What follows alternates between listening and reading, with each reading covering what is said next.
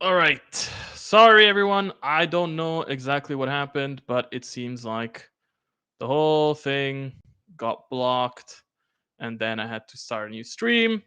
Let's give this a second so people can rejoin the stream, and we'll make a post on the Discord as well so that people know. Um,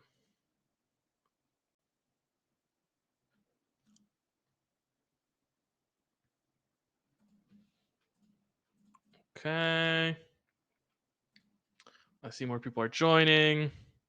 There should be audio. There should be video. There should be everything. Yeah, basically, I don't know. The thing froze every time I opened it. It would break, and then my PC crashed. So you know, that's life, I suppose. Yes, only one tab this time. Let's go slow. All right. More and more people are joining.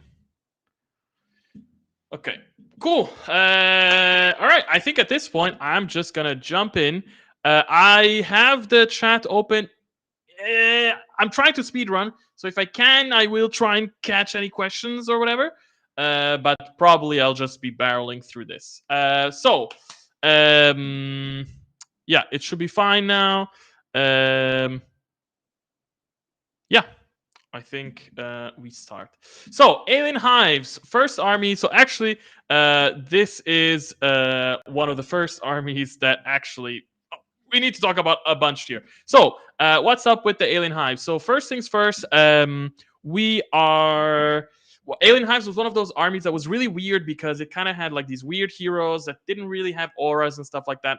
So, the first thing we had to do was basically rework the hero auras and the heroes. Since that is such a big thing, I'm gonna explain it here. Also, Alien Hives is one of those armies that's kind of considered a bit OP. So, I mean, it's not OP, but like it's considered very, very strong.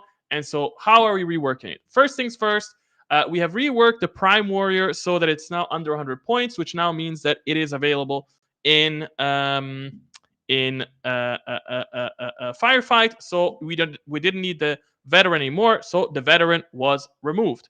Then we also realized that hey, at this point we kind of just have two heroes. We had the Synapse Tyrant, but we decided to move that to be a small monster. It kind of retains the same stuff as before. It's a caster. It has resistance, all the usual stuff. But we didn't want it to be a hero anymore, so it was moved into a small monster. And then we kind of realized, we only have two heroes, and we're kind of missing something there. So we have decided to add a new type of hero that is available for. Oh wait, somebody says Heap resolution. Are you saying that the resolution is horrible? If the resolution is horrible, I will have to fix that. But I thought you should be able to see them well. Please let me know if there are any issues with resolution. I will monitor the chat.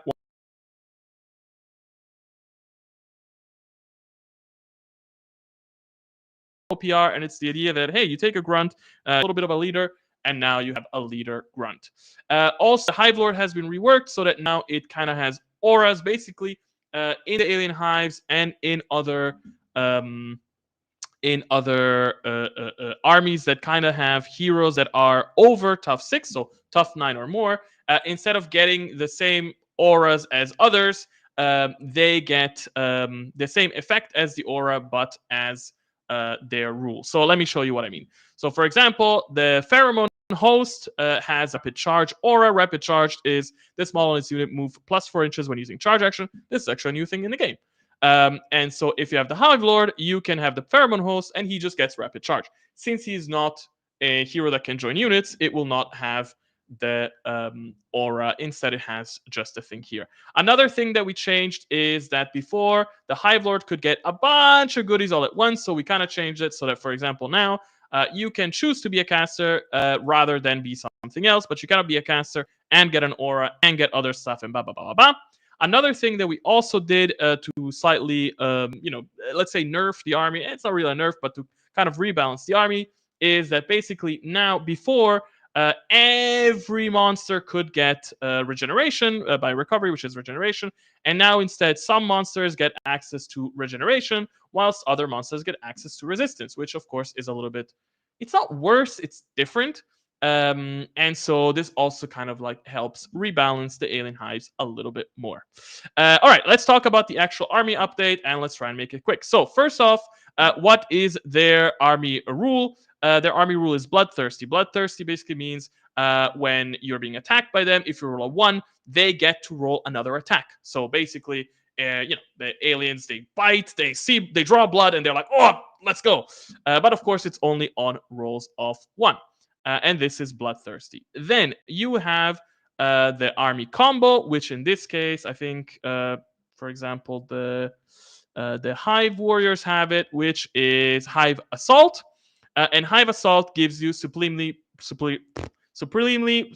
bloodthirsty, which basically means enemies get bloodthirsty on a 1 or a 2, and this is a buff. A buff means you pick one friendly unit within 12 inches. So before I was talking about how we have this sort of naming convention, well, you can kind of see it here. So if a rule has the supreme tag, it means that usually would be a rule that either triggers on a 6 or it triggers on a 1.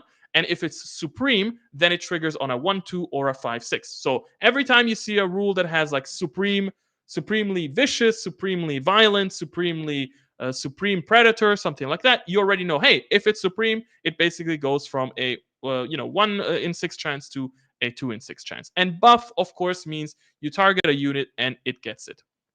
So yeah, there we go. This is their army combo. Their army specialty actually is on the grunts. The grunts don't have no retreat anymore. We've removed that, but instead they get Born for War. Born for War gives you destructive growth. So what is destructive growth? And there's actually different versions of growth. Destructive growth basically means that at the beginning of each round after the first, for each marker, the unit gets a marker, and for each marker they get +1 to hit and AP1, up to a max of +3. If the unit is ever shaken, it loses all its markers. So basically, they have like the alien hives have this sort of like bioengineering thing, and so they have this sort of like Born for War growth, and basically they become stronger over time. So essentially, it's like, okay, if you ignore that unit, then it's gonna become stronger and stronger and stronger. But if you don't ignore it, then of course you can go and shake it or destroy it, and then it just loses its bonus. So it's kind of like a push and pull. You're kind of like hiding this unit or whatever to then kind of strike at the end, but it's still assault grunts, so they're not that good, and it's gonna take a long time before they get really good. So that is your army specialty. Then your army mark, I think that, for example, I think the Shadow Hunter gets it. No, hold on. The Sims Tyrant gets it. The Flamer Beast, Invasion Carrier. Hold on, who gets it? Yes, the Border Beast gets it, and some other units as well. Hive Spotter, mark for advancing strike. So a mark, like we said, is pick an enemy unit within 18 inches.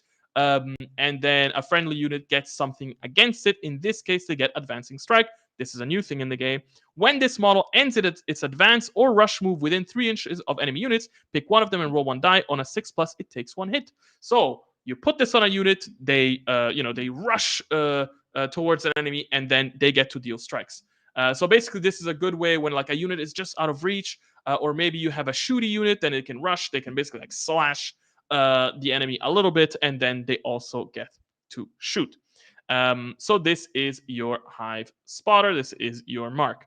Then you have your army, like your weapon rule, which is the ravage rule. The ravage rule works like this: on unmodified results of 6 to hit that aren't blocked, this weapon deals 2 extra wounds. So pretty simple, honestly. Essentially, you roll a 6 to hit, put that by side. If the enemy doesn't block it, they take 2 extra wounds. And that can be pretty powerful. Of course, it only triggers on a 6, and that hit needs to be not blocked. So this is good against lower units with shitty defense, for example. That's great. Like if you fire into a unit of infantry, they will get decimated. Well, again, you have to roll a 6, and then they cannot block, and so on and so forth. Okay, so with that, we've looked at their main 5 things. I'm trying to be fast. And then let's look at the auras. So I'm not going to look at the auras for every army. That is too much. We're only going to take a quick look at the auras for the alien hives and the spells for the alien hives, so you kind of understand the pattern of what is happening. But after that, we're gonna skip them. You're gonna see them when you get access to the beta. All right, so Snatcher Lords before had no auras at all. They did nothing. And instead, now your Snatcher Lord actually gets cool stuff. So your Snatcher Lord can be a caster, as always. If you want them to be a caster, you keep it. Or they have 5 auras. They have Pheromone Host, Rapid Charge Aura. Cool. So it's an extra bonus to move, but only when you charge. So, okay, you need to get in range. Blood Leader, Furious Aura. Okay, nice. Furious, pretty good for them. Biotech Master, going into their whole bio thing. Relentless Aura, this is good if he's joining a unit that shoots. So, for example, if he joins a unit of shooter grunts or a unit of hive warriors or something like that, then he can give them Relentless. Hive Protector Resistance Aura, give your unit resistance, a pretty simple protection buff. And then he can also be a combat bioengineer, again, into this bioengineering thing, which gives him Mend. Mend is the old repair rule. It's just been renamed so that it's more generic. And basically, you roll a die when you're near a unit with tough, and you can heal them. So this is good if you have like big monsters and he's near them and he heals them. And of course, all of them kind of have the same ones, right? So the Grunt Veteran also has them, although he cannot be a caster. The Prime Warrior has them, and the Prime Warrior can also be a caster now. And then, of course, the Hive Lord has his own versions that are the same, but not. But they're not auras. Okay. Besides that, let's take a look at the spells. Why we're looking at spells to kind of give you an idea of how spells are different for each army. So immediately we start with Infused Bloodthirst. Pick one friendly unit within 12 inches, which gets Supremely Bloodthirsty once. Awesome, right? So you can get Supremely Bloodthirsty via some of your units, but if you have a caster, he can also give it out. So this is only they have it. So again, it's your spell list is more special. Overwhelming Strike. Pick one enemy unit within 12. It takes 2 hits with Ravage. Because Ravage is an on 6 thing, you roll as many dice as hits to see if on rolls of 6 effects trigger. So basically, roll 2 dice. If you roll 6, great, it's Ravage. If not, it's just nice 2 hits. One important thing, or 2 important things. Well, one, of course, you can see, now the army's weapon rule is being used in spells. So again, your spell list is really tailored to your army. And the other thing is that you will notice that attack spells are a little bit weaker now, kinda. It depends on the spell. And that's basically because attack spells, they actually allow you to break Balval. And so we kind of wanted to tone them down a little bit so that we don't have super OP units. Then you get Terror Seeker, pick 2 enemy units within 18 inches. Pretty good. Which friendly unit gets Advancing Strike again. So we know what Advancing Strike is. So again, special thing for them that they get that is really tailored to their army, and it's Advancing Strike. Psychic Blast, 1 enemy unit within inches takes 2 hits with AP4. That's pretty good to kill a tank or something like that, or damage a tank, I suppose, or kill 2 Battle Brothers or 2 Custodians or something like that. Animate Flora, pick up to 2 friendly units within 12 inches, which get Covered Shrouding twice. Covered Shrouding is going to be explained here somewhere. And it is not, so we'll have to get on that. You see, this is why we have a beta. But there should have been a tooltip. Hold on. Let me double check something. Isn't there a tooltip? Yes, there is a tooltip. No, there is not yet. Okay, sorry, the tooltips are not working yet, but there will be tooltips so that you hover over it and it will tell you what it is. But basically, covered shrouding means that when you are when most of your unit is within 1 inch of terrain, they get shrouding. Shrouding basically is enemy units get -1 to hit you. One important thing is we have changed how in-terrain rules work. Those were very confusing for a lot of people because a rule would say whilst this unit is in terrain, and it was kind of what does it mean to be in terrain? What does it mean not to be in terrain? What if I have a table that does not have any terrain that you can really enter and stuff like that? So those have been changed. And now the way that those work is if half of your unit or more is within 1 inch of terrain, then it triggers. So that's basically your in-terrain rules. So that's covered shrouding. And then finally, we have Hive Shriek. Pick one unit within 12, which takes 8 hits with Bane. Bane is the new poison. So, okay, you can kind of understand how spell lists are changing. You can kind of understand how these spell lists are really tailored to your army. Just these first 3 are only available on this army. So already there, you know, like these three, I think, like these two, I'm sure are on other armies. I'm not sure the animate flora, like covered shrouding, is on any other army. So it really makes your spell list special. All right, cool. That was Alien Hives. Woo! All right. So now we are gonna go fast. Let's hope that this does not crash everything again. Battle Brothers. So let's go fast. Brothers as a whole now get battle heroics. Oh, I have to do some explanation. So this might not be as fast. So here's the thing. One of the things about Battle Brothers before is they are the Battle Brothers did not have any special rule, and then all of their various detachments had special rules. And two things there. Number one, it meant many people were like, the regular Battle Brothers, the vanilla Battle Brothers are kind of boring, so we wanted to give them something special. And the other thing is that all of the other ones just got a straight up buff. They just got fast. They just got furious. They just got, whatever it might be. And that was a bit too strong with how we are doing our new system, where we kind of trying to have a little bit of a drawback. So instead, now Battle Brothers get heroics. So what are heroics? Heroics are once per game, all models with this rule get something. So once per game, your unit gets to do something heroic. That's your Battle Brothers, right? So you have your Battle Brothers guys, and once per game, they get AP +2 when attacking. So, you position nice, you get ready, and then you activate your heroic, and then your unit decimates a tank. And that's their thing. And then every single other detachment gets a different heroic. We will look at them in a second. So that's your basic. It's your heroics. What's your combo? Their combo is actually Battle Brother Heroics. The Battle Heroics, actually, this is an alias rule. It's a feat. Feat are literally once per game the thing happens, but at twice the power. So imagine usually you would have a rule that gives you AP1. A feat gives you once per game AP2. So there you go. So their combo is the Founder's Banner, which is the fortification feat. Basically, enemy units get AP -2 once per game. So again, really cool. Like you have your hero guys, you give them, hey, here's AP2. Imagine like you go into an epic melee charge. You have the Founder's Banner, you have your battle heroics, you use both. You get AP2, the enemy gets minus AP2, and then you hopefully win that melee. It's once per game, but that's pretty cool. Then you have your company banner. Your company banner is your army specialty. And what is your specialty? It's a versatile rule. Versatile rules basically give you an option that you can pick from. So your unit either gets +6 inch +6 inch range when shooting, or +3 inch range. +3 inches range when charging. My God, I'm speaking so fast. And so basically you pick, right? It's like, okay, this round I'm shooting, give me more range. This round I'm charging, give me more charge range. If you're just moving and you're not doing either, well, I guess you don't get to do anything. But, usually you want to do something like that. All right, so that is your...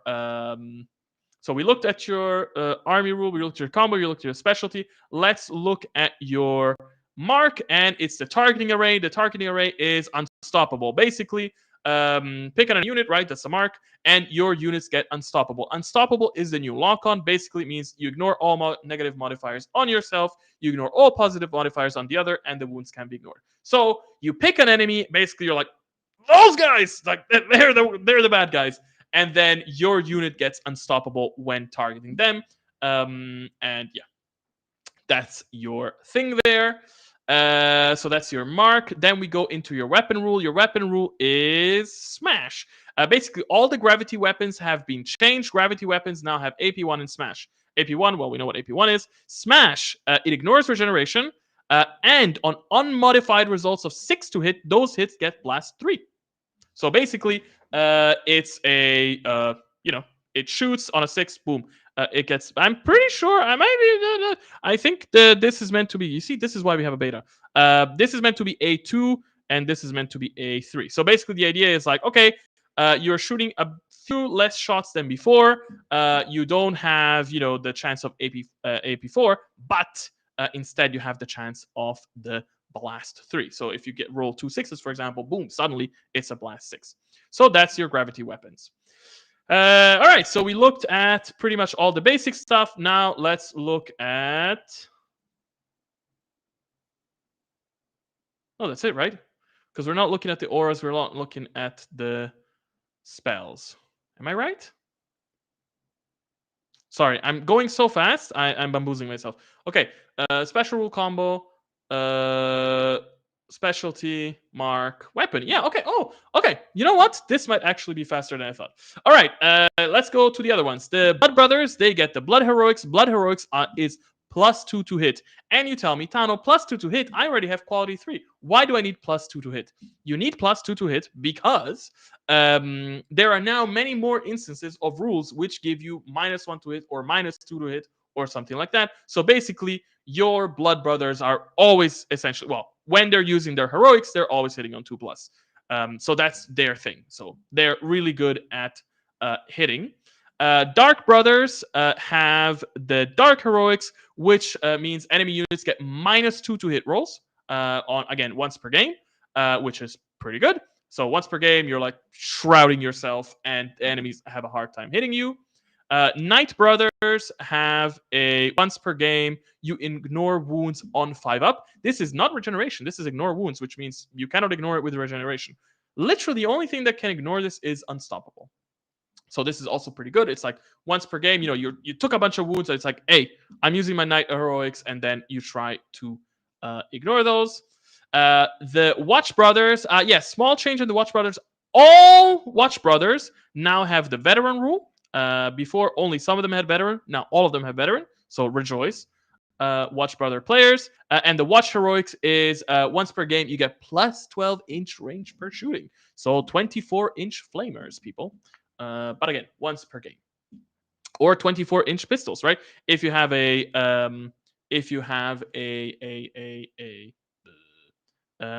melee unit, right?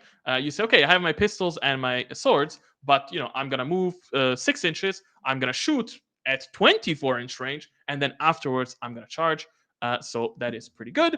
And then the Wolf Brothers, instead of counterattack, now they have the Wolf Heroics, which is basically once per game you move +4 or +8.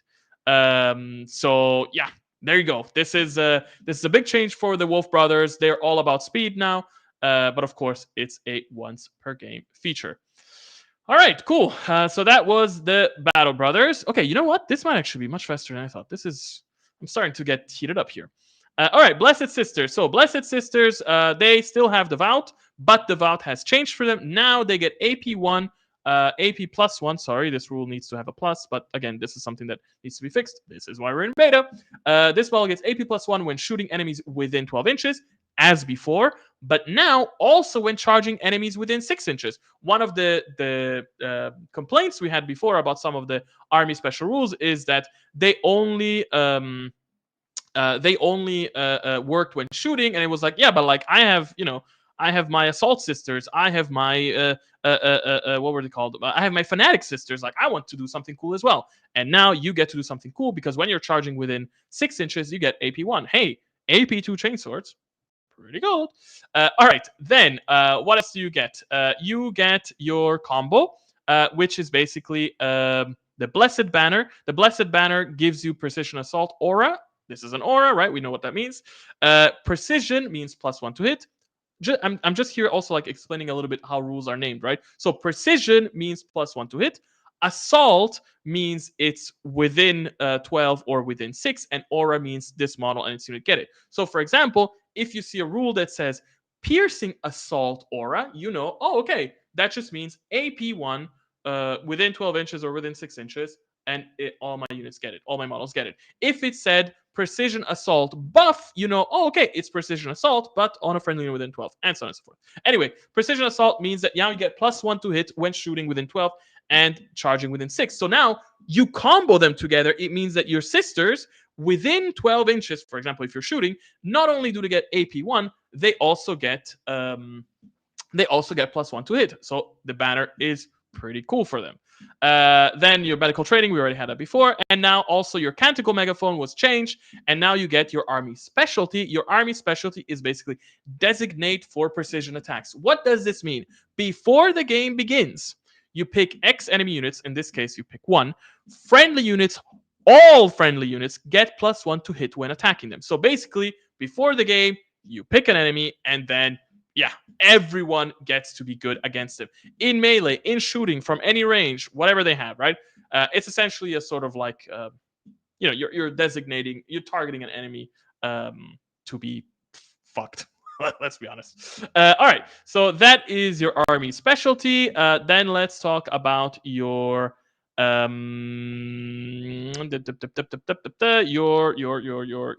mark. Your mark. Who has it? Sorry, I'm trying to find it. I think the support sisters have it. Do the destroyers have it? Ah, sorry. The organ tank should have it. Yes. So your mark for this army, actually, sometimes mark we're doing debuffs instead because they don't properly work as marks. They have to be a debuff. And basically, it's the God Queen's Curse. What is the God Queen's Curse? It's a casting debuff. So -1 to hit, -1 to spell roll. So get your organ tank up close. It says free. Again, this is why we're in beta right now. It's broken. It's gonna have a cost. And so yes, you basically give a unit -1 to casting. I'm sure there's other units that have it. I'm just not sure which ones have it right now. Do the fanatics have it? Yes, for example, the fanatics have it, so they can cause a debuff to a caster. You see, now it costs -5 points. This means that definitely it's broken, and we need to fix this in post. This is why we have a beta. All right, so that's the casting debuff. That is their mark. The final thing we're going to talk about, of course, is their what is it called? Their weapon rule. This is pretty cool. So, Blessed Sisters have lost access to a heavy flamer. Oh no! Hold on. Blessed Sisters have AP 1 within 12 inches, which means every flamer is now a heavy flamer. So instead of a heavy flamer, now they have a blessed flamer. What is a blessed flamer? The blessed flamer has purge instead of AP 1. Purge means you ignore regeneration. This is a flamer that ignores regen. Pretty good. And on unmodified rolls of 6 that aren't blocked, it deals an extra wound. So, not only do you ignore regeneration, you can deal extra wounds. And you already have your AP 1. These flamers are pretty cool. Just one quick thing. Blessed Sisters are one of those armies that have a tough 9 hero. So instead of auras, the hero has, different special rules. Okay, cool. So that's Blessed Sisters. Let's move on to Custodian Brothers. So Custodian Brothers, what's their thing? So their army special rule is the Guardian Armor. Guardian Armor basically is when you take hits from shooting from over 9 inches away or are charged from over 6 inches away. I might have to double check these ranges. Those hits count as having AP -1. So it's basically fortified, but with a range thing. So if you get up close, you can pelt them, no problem with your AP. But if you're trying to laser cannon a Custodian Brother unit from afar, then you're gonna get AP -1. So making them even more resilient. Then their army, their combo is the Guardian Banner. Wait. Yes. Their combo is the Guardian Banner, which basically gives you the extra protected aura. What is that? Within 9 inches, and so over 9 inches and over 6 inches, you basically get protected. Protected is you ignore wounds on a 6-up. So it makes you even more resilient. So if you want your boys to have defense 2-up and AP -1 and 6+ to ignore wounds, you can do it now. Of course, the moment you get into close range, you lose all your buffs. So this is very good to essentially help you, withstand fire from like afar and like very at the beginning of the game. But as the game rolls around, you either have to play a bit more tactically to make sure you get your bonus, or you lose it. So this is like the conditional stuff that we were talking about. Then Vengeful Banner. This is their. No, hold on. This is not their specialty. Their specialty actually is, for example, on the sisters, I think. Yes. So their sisters, their specialty is the Heretic Spotter. The Heretic Spotter basically is designate for piercing attacks. We actually saw a similar rule with the sisters. There is a reason for that, but and basically, you pick a unit, and friendly units get AP +1 against that unit. So very simple. You pick it at the beginning of the game, and then you do that. Okay, then actually they do get 2 new things for different reasons, but they get the envoy banner. That's a new thing, which basically gives them teleport aura, so you can teleport them. Because one of the problems with the Custodian brothers is that they're such a small army. You have so few models. We wanted to give them a couple more tools, and you also get the Vengeful banner. This is something that we had. I'm pretty sure this cost is wrong. This is something that we had discussed before, but whatever. This was changed anyway. Defiant piercing. Defiant piercing basically means when the unit passes a morale test that would cause it to be shaken or routed, it gets AP2 when attacking once. So yeah, essentially you already have fearless. So you maybe fight in melee, you lose by a couple points, but you pass your morale test, and now boom, you strike back even stronger with AP2. So that is their main stuff. When it comes to marks, they have the destructor. Sorry, I've been looking at so many armies these days that I don't know exactly who has what. Yes. So their mark is actually a debuff. And this is the inhibitor array. Pretty simple. It's a speed debuff. You pick an enemy unit, it gets -2 to advance and -4 to rush and charge.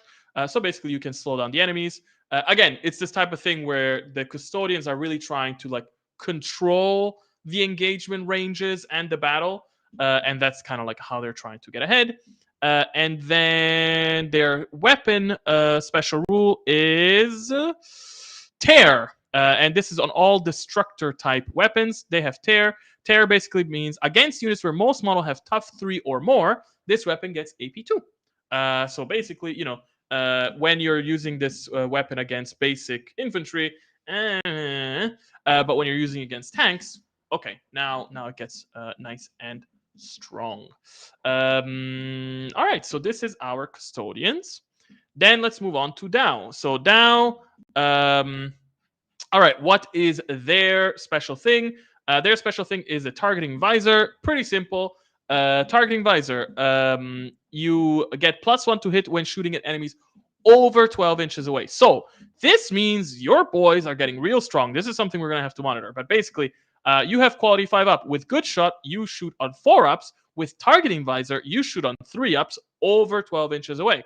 Of course, the moment the enemy gets close, you're kind of screwed. You're down. But as long as you keep them far, you got it.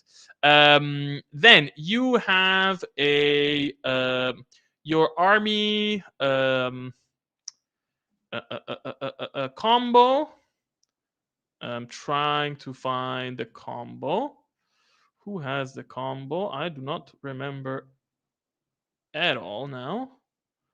I am so sorry. That's the mark. Yes, that it's on the tanks. That's the thing. Okay, so all of their vehicles now get advanced ammo. Advanced ammo get piercing hunt shooter. So basically means AP +1 when shooting enemies over 12 inches away. So when you're shooting afar, not only do you get +1 to hit, you also get AP +1. Again, the moment people get close, you're screwed. But as long as you keep them afar, they get that. Then, when it comes to your army specialty, well, Dao already had an army specialty, which is, of course, your spotter drone, which is your precision spotter, right? The only difference is that we've slightly increased the range so that now you can shoot at, you can target enemies at 36-inch range with the precision spotter. And your mark is now, I think the mark is actually, they already had it, which is your inhibitor drone. Let me show you where it was. Oh, look. Something broke. Let me take a screenshot to double check this later. I will have to double check what that is. The inhibitor drone is their mark? No, it's this one. It's the weak spot locator. Sorry. The weak spot locator is their mark, and it's marked for piercing shooting. So pick an enemy unit. Your units get AP1 when shooting at it. Okay, we looked at marks. Now let's look at their weapon special rule, which is decimate. So decimate is their new rule that goes on missile pod style weapons, and decimate basically means against units that have defense 3 up or better, this weapon gets AP 2. So again, it's one of those where it's like, you're shooting at basic infantry, it's not great. But if you are shooting at a at a tank or at Battle Brothers or something like that, okay, now you're looking at a pretty decent amount of AP. All right, cool. So that was down. Moving on to Dark Elf Raiders. So then, Dark Elf Raiders. So their army special rule is harassing. Harassing basically means that after shooting and melee, you can move by up to 3 inches. Of course, this only works after shooting and melee. So if you're not shooting, nothing happens. So for example, it might be harder to use for the witches when it comes to shooting, but it might be good for them to use it when they're in melee. So it's a way for them to become more mobile, which I thought was pretty cool. And it basically replaces their fast rule, which makes them a little bit more interesting than before.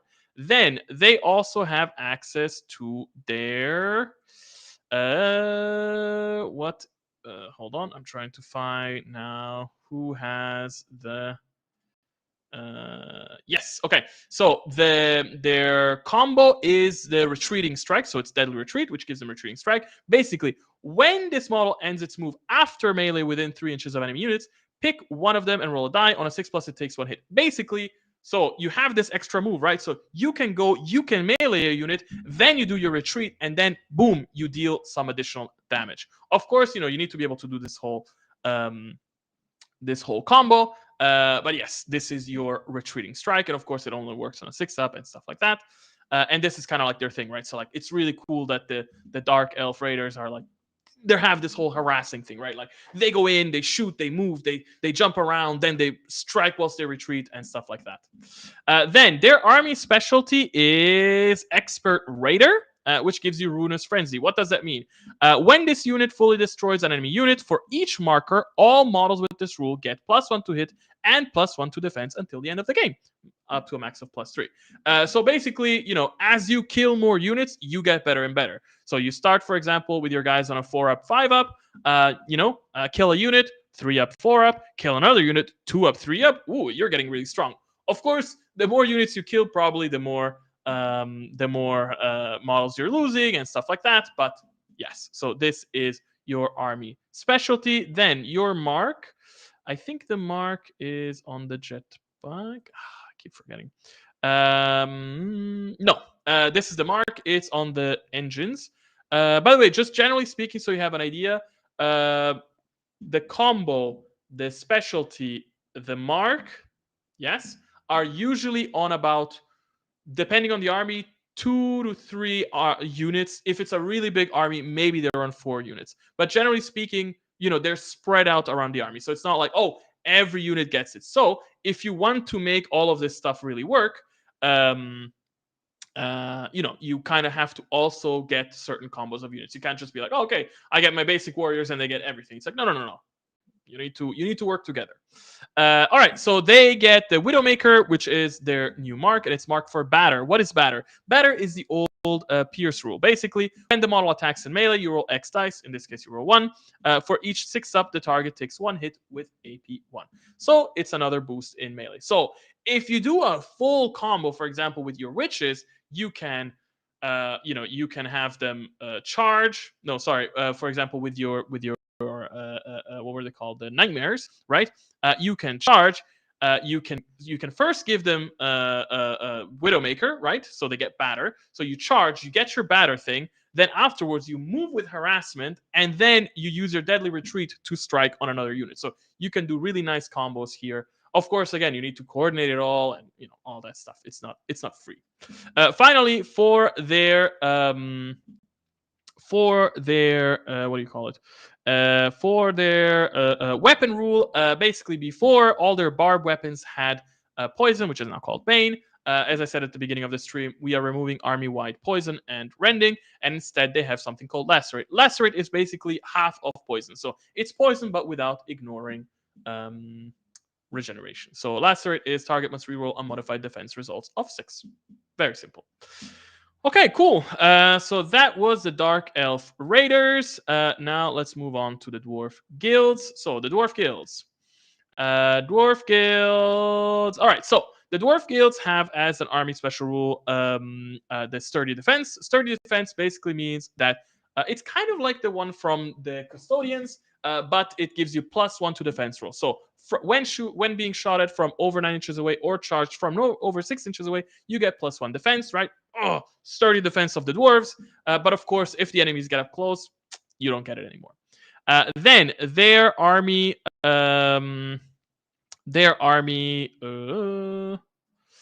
Now I need to find it. Okay, so then some units get the Rune of Resilience. This is their combo, and it's basically the extra fortified aura. So now the enemies get -1 AP from over 9 inches or over 6 inches. So you basically you get even sturdier. It's like very sturdy dwarves. For example, the Iron Veterans, they have a Def 3 up from over 9 inches away. They have a Def 2 up from over 9 inches away. Enemies also get 80 -1. You really need to get up close. Okay, then their army specialty is the Guild Bounty. Yes, this is a new thing that we felt was very thematic, and the Guild Bounty basically is Devastating Frenzy. And it's similar to the one from the elves, Dark Elves, but different. So whenever you kill an enemy unit, whenever you fully destroy an enemy unit, you place a mark on it, and then for each mark you get AP +1 and +1 defense. So this is just a permanent +1 defense. So now your basic warriors went from defense 4 up to defense 3 up from afar to defense 2 up from afar. Of course, you need to kill enemies, you need to combo this, and so on and so forth. All right, so this is your army specialty. Then when it comes to your marks, their mark is... hold on, this is definitely wrong.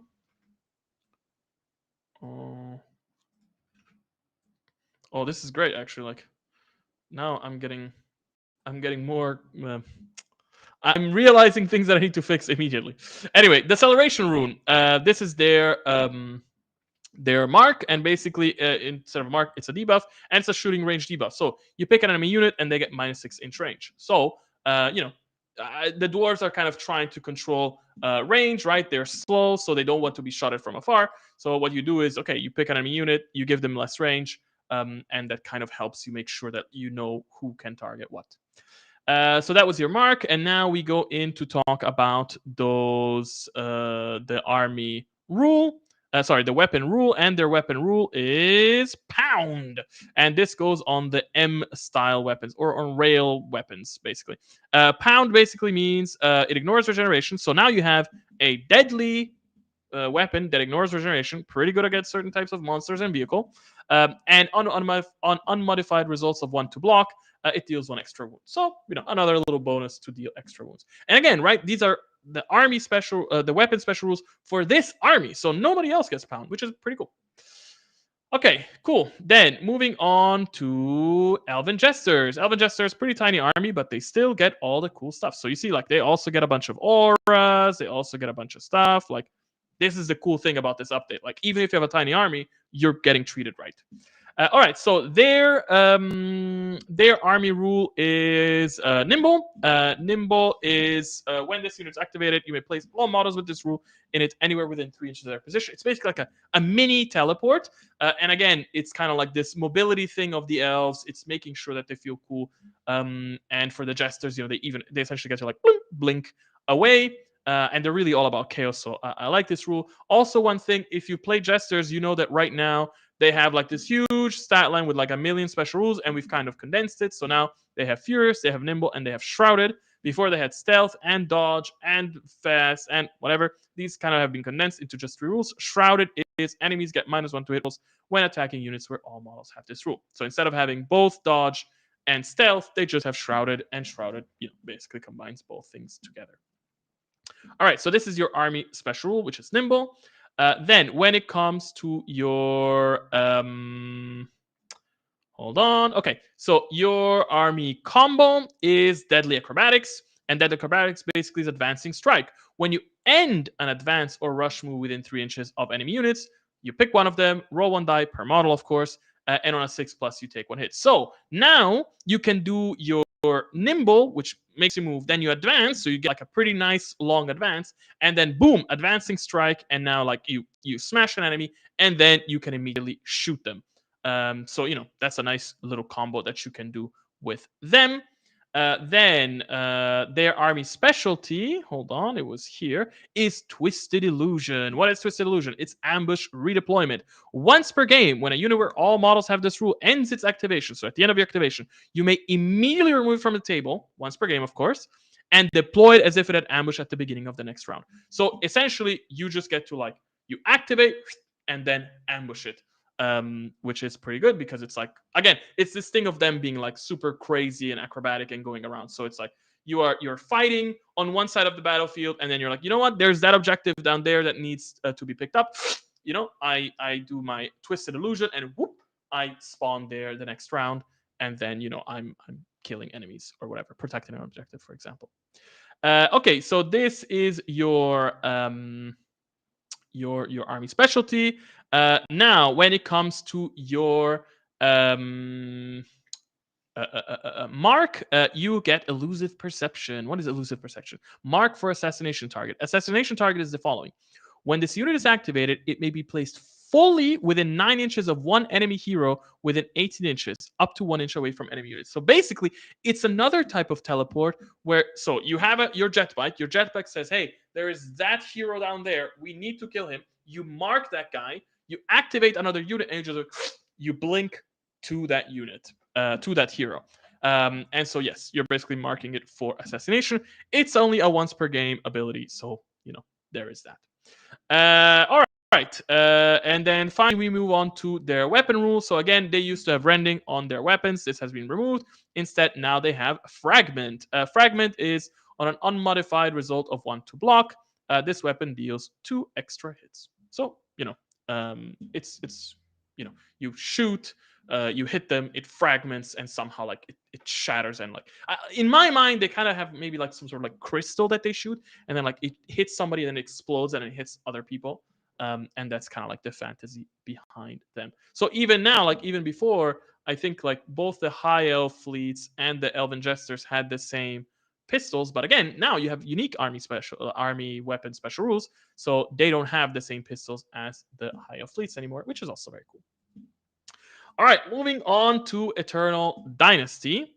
Eternal Dynasty. So their rule is spirit power. This really goes in with the whole way that they're these very spiritual warriors and whatever. Anyway, pretty simple. Units where most models have this rule get AP +1 when attacking whilst within 6 inches of other friendly units. So they fight together. So you have 2 units next to each other, and they both get AP1. Pretty good. This also means that you can kind of combo it with melee and shooting units, or 2 melee units. So imagine you have 1 melee unit that goes in, then you have another melee that goes in, and now they get AP1.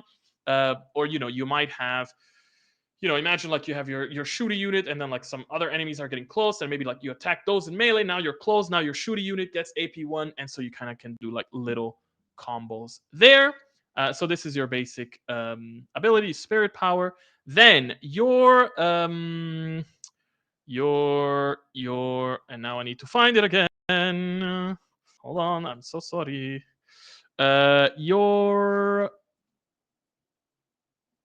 Okay. Your army combo is spirit guidance, right? So you have your spirit power and you have your spirit guidance, and this is pack precision. So basically, it's +1 to hit whilst within 6 inches of friendly units. So ninjas, not only do they get AP +1 whilst within 6 inches of friendlies, they also get +1 to hit. So suddenly you have quality 2 up, AP2 rending swords, for example. Pretty good. Then we are looking at their army specialty, and their army specialty is honor bound. Honor bound works like this. It's basically the vengeance rule. When a unit where most models have this rule is fully destroyed, so when this unit is destroyed, you place a vengeance marker on the unit that destroyed it. Friendly units get +X to hit rolls, because you can have multiple markers, so that's why the X is there.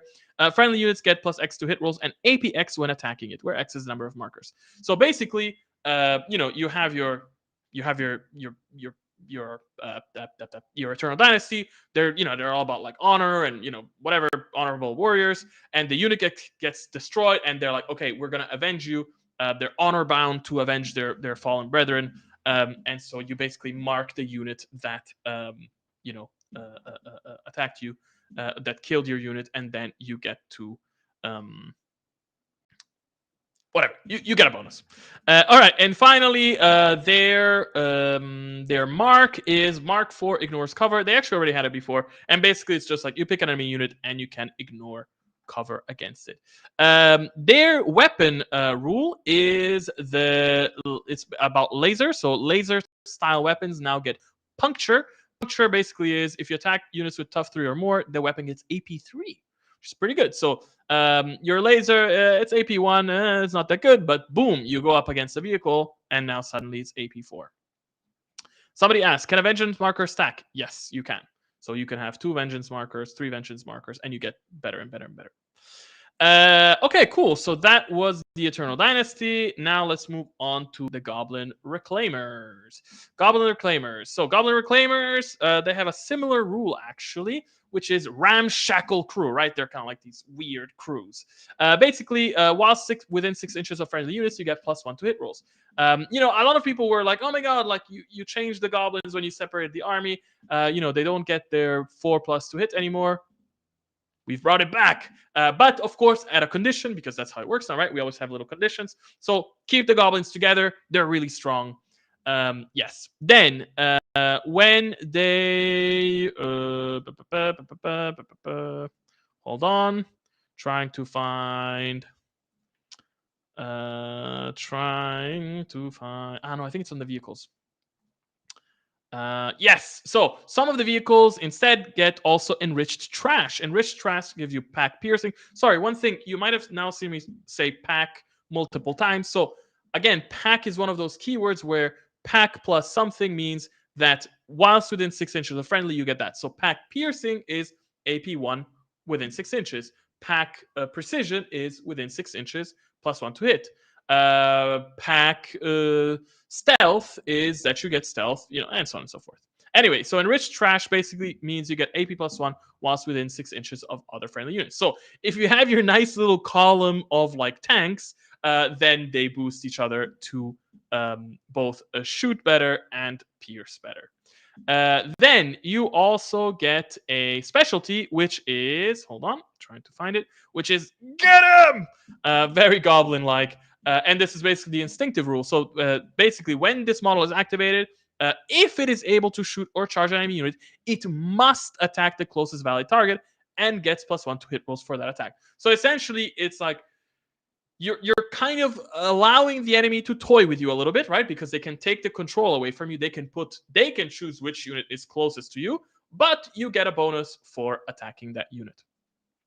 Then the mark is targeted frenzy, which basically you mark for bloodthirsty. We've seen bloodthirsty with the alien hives. So basically, you pick a unit, and when your goblins attack them, they basically go all frenzied up, and as they draw blood, they attack more. Finally, when it comes to their weapon rule, they now have the bolt style weapons, so like the bolt smasher rifle, now have the skewer rule. Basically, on a 6 to hit, those hits get deadly 3. So A2, AP2, okay, it's okay against a tank, but if you roll a 6, if you roll 2 6s, it's suddenly deadly 6. Well, 2 times deadly 3. So now it suddenly became very dangerous. And it's kind of playing with this whole thing of like the goblins, the goblins are kind of like random, and like you're hoping for those cool effects. Okay, so that's the Goblin Reclaimers. Moving on to Havoc Brothers. Oh, I clicked a couple too many times. All right, so Havoc Brothers. Havoc Brothers, similar to Battle Brothers, their basic Havoc Brothers did not have any special rule, so we've decided to give them a special rule, which is cool. Battle Brothers have the heroics. Instead, the Havoc Brothers and Havoc stuff, generally demons as well, have blessings. So how do blessings work? So the basic guys get Havoc blessing. So before the games begin, you get as many points per units and heroes with this rule. So imagine you have 6 units and 2 heroes, then you get 6 points from the units and 2 points from the heroes. So now you have 8 points. Then when a unit with this rule deals hits, you may spend 1 point, and those hits get AP1. So basically, it's kind of like a small resource that you get to choose when to use, right? So the Battle Brothers, they only get it once. So like one time, AP2, great. Whereas they can be like, okay, so that unit gets to do it multiple times, right? So you don't have one unit that gets AP2. Instead, it's like, okay, I want my tank to get AP1 every round. And now you can keep spending points on that tank rather than have it only once, like the basic Battle Brothers. So that is your Havoc Brothers. Then when it comes to their combo, the combo is the icon of Havoc. The icon of Havoc basically gives you courage points. So it's the same thing as the points, right? You get the points for the per units and heroes, but these ones can be spent to give +1 to morale. So now you essentially have a Battle Brothers Light, because you also get to have +1 to your morale rolls, which means your Havoc Brothers are more resilient. Then, when, like more, they can sustain morale issues more, whatever. Then, when it comes to your army specialty, you get Havoc Favor. The Havoc Favor basically is what we call Reckless Fortification. What is a Reckless rule? A Reckless rule basically means when a unit is activated, you roll a die. On a 2-up, you get a bonus, but on a 1, the enemy gets a bonus. So it's good most of the time, but every now and then it can kind of backfire. But of course, because of that, it has a pretty low cost. So basically, what's Reckless Fortification?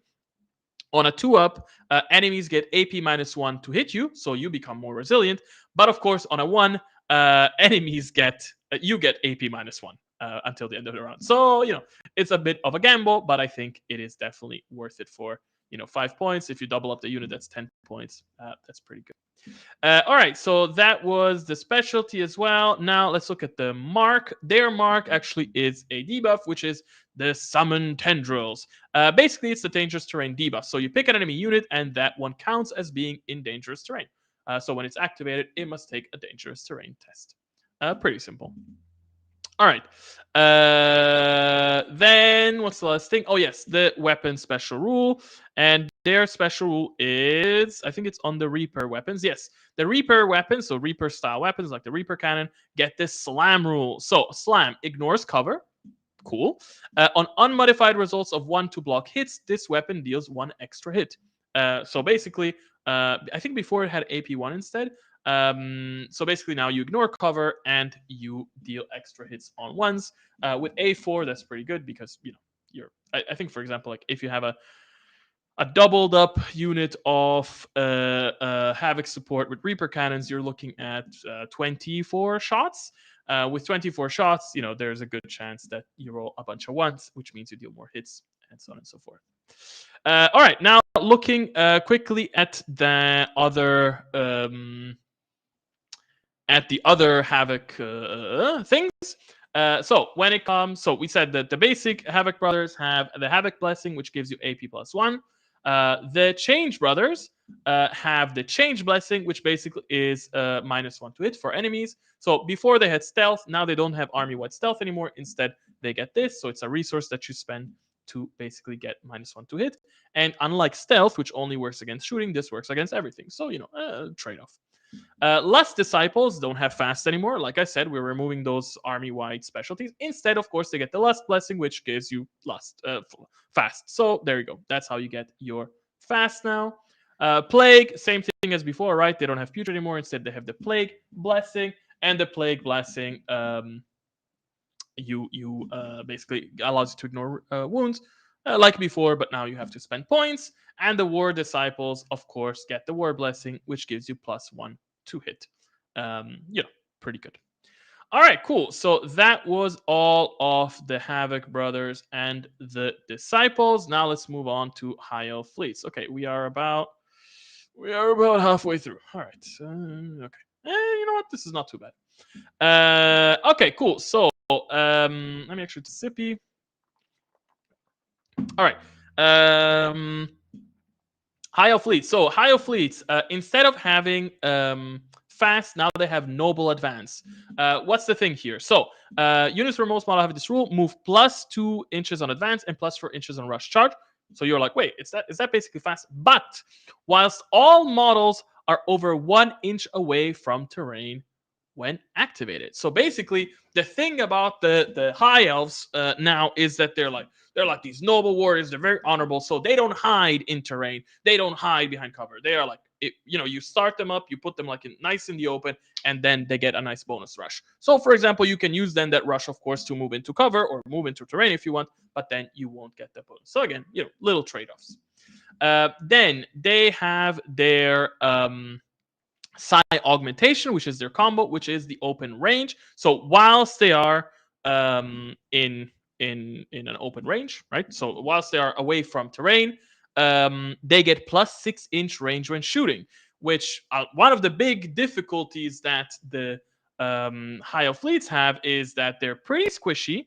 And sure, they get to move fast, but now it's a bit more conditional. But they also have short range weapons. But now, with your psi augmentation, as long as you're out in the open, boom, these shard pistols are suddenly 18-inch range. Your flamer is suddenly 18-inch range. Your fusion rifle is suddenly 18-inch range. So, again, little trade-offs there.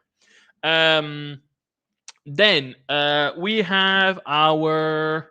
Hold on, now I need to find it. Then we have our army specialty. Where is the specialty? Here it was. So their specialty is the psi markers, which is basically tagging for piercing attacks. So before the game, you pick an enemy unit and you place X markers on it. In this case, you place 2 markers on it. Friendly units may remove markers from their target with the AP plus X when attacking it, where X is the number of removed markers. So it's kind of like a spotting laser, but you place it before the game and you don't get to place it again. So the spotting lasers are good because you get to place more, whilst the the psi markers or tagging is kind of limited. All right, so okay, that's your specialty. The mark. Now to find the mark. I wonder if it's... Oh, sorry. I'm here looking for... yes, the mark is now on the elementals, I think. Yes, elemental curse, unwieldy buff. So once per activation, pick one enemy unit, which gets unwieldy in melee. What's unwieldy in melee? Strikes last when charging. Yeah, so that's pretty good because it's like, okay, you have an enemy, they have this great badass melee unit, and you're like, now you strike last. So when they strike you, you basically give yourself the counter rule, essentially. Okay, so that's their mark, and then finally their special weapon rule is crack. So before, again, they had rending, right? We were removing rending as an army-wide weapon rule, and instead they get crack on unmodified results of 6 to hit. Those hits get AP1. So it's not as good as rending. Of course, it means it's cheaper, and now you pow, you crack them up. All right, moving on. Human Defense Force. So Human Defense Force, what do they get? So hold the line is their army special rule. Hold the line basically is, whilst within 6 inches of friendly units, you get +1 to morale test. Pretty simple. Hold the line, stick together, and you have better morale, which is pretty good. That for the HDF because they need it. Actually, you also get where is it? Well, whatever. Okay. What is their combo? Their combo is the company standard, which, so before the company standard gave you +1 to morale. Since hold the line is now your way to get +1 to morale, we changed the company standard, and the company standard now gives you pack defense. Pack defense basically is whilst you're within range of friendlies, you get +1 to defense. So they get more courageous, they hold on stronger, and now suddenly, oh look, your quality 5 up, defense 5 up suddenly has quality 4 up when taking morale test, and defense 4 up. Ooh, they're getting quite resilient. Then when it comes to your army specialty, they're kind of different than other armies because their specialty is actually only available on heroes, and that is the general. And what does the general do? It gives you coordinate. We have already spoken about this rule before, but basically at the end of the general's unit's activation, you can pick another friendly unit within 9 inches that hasn't activated yet and it may be immediately activated. You may, of course, not activate another unit that already has coordinate and chain coordinate. So basically, what does this mean? You activate your unit with your general, boom, you activate another unit, and you kind of combo like that. Of course, you cannot activate a unit that has already activated, so you're not kind of like getting an extra activation, but you're kind of breaking the usual flow of battle a little bit, and that is your specialty. And of course, as always, you can get your field radius to boost the range of coordinate. All right. Then when it comes to marks, I don't remember once again who has the mark. Okay, targeting sight, that's the mark, and it's marked for precision shooting. Pick an enemy unit, and friendly units get +1 to hit against it. Pretty simple, HDF could always use a little bit of help when it comes to hitting, and so this allows you to get that. All right, and then finally we are looking at their weapon special rule, which in this case is. Ooh, hold on. I think they had it on the weapon teams. Yes, their auto cannons now are special in that instead of having, I think it's usually AP2, they now have destructive and precise. Precise means +1 to hit when attacking, so nice. They hit better, but they have destructive on unmodified results of 6 to hit. Those hits get AP4. So your autocannon has less AP. It's more likely to hit, and on a 6, it has more AP.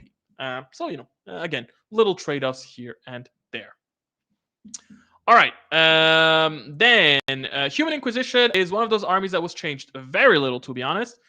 So the only things that we changed essentially are every unit now gets tactical delay. Tactical delay basically means once per round, if your opponent has more units left to activate than you, then this unit may pass its turn instead of activating. So essentially, you might have a smaller army or whatever, and you kind of have a little bit of a tactical advantage where it's always like, hey, I passed my turn. Even though I should be the one that activates, you can go.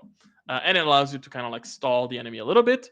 The Inquisitor now also gets the tactical master rule, and with that, it gets 1 extra tactical delay per round. So, even better. And then the other thing that we did is we changed the assassins. Before, the assassins were tough 6, and they had even more special rules than they have now. And so we kind of like tried to simplify them a little bit. We tried to simplify them a little bit. We reduced a couple of their rules. We made them tough 3, and this changed their cost so that now they're much more affordable and they're much more usable in regular games. So before, the assassins were like 600 points, and that kind of like really gimped you. And now they're still really expensive, but they also do a bunch of stuff.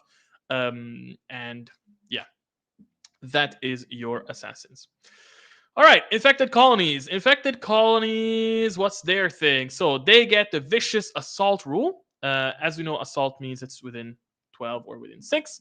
And basically, it's like this. When shooting at enemies within 12 or charging enemies within 6, so they are a close range army, targets must reroll unmodified defense results of 6 when blocking hits. Basically, it's kind of like poison, which is now called Bane, without the ignores rule and without the ignoring regeneration, and you need to be up close. Pretty good for the infected colonies. When it comes to their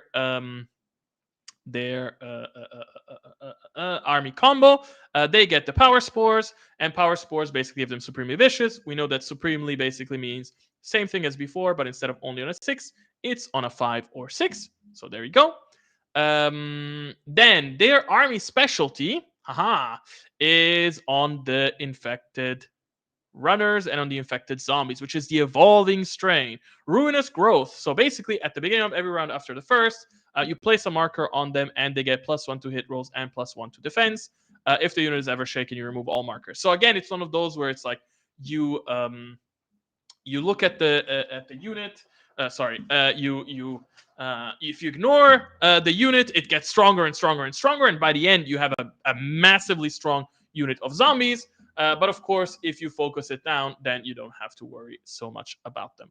But yeah, if you get the full bonus, you're looking at zombies that hit on 2-ups, which if you have a unit of 20 that hit on 2-ups with 2 claws.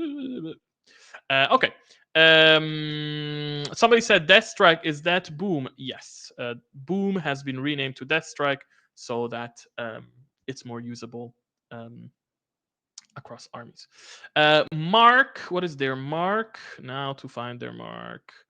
Okay, it's the contaminated shot, right? They're all about like viruses and strains and stuff like that. It's basically a precision debuff. You pick an enemy unit and they get -1 to hit rolls. So yeah, that's pretty cool. Gives them a little bit of survivability. And finally, we look at their weapon, which is the spore shooter, new weapon for them. Basically, it's a modified grenade launcher, and the spore shooter basically has less range than the grenade launcher, and it has the crush rule on unmodified results of 6 to hit. Those hits get blast 3. So it's 2 shots. They have AP 1. That's okay. But if you roll 2 6s, suddenly you're looking at blast 6, which pretty good. All right, then moving on to Jackals. How are our boys doing?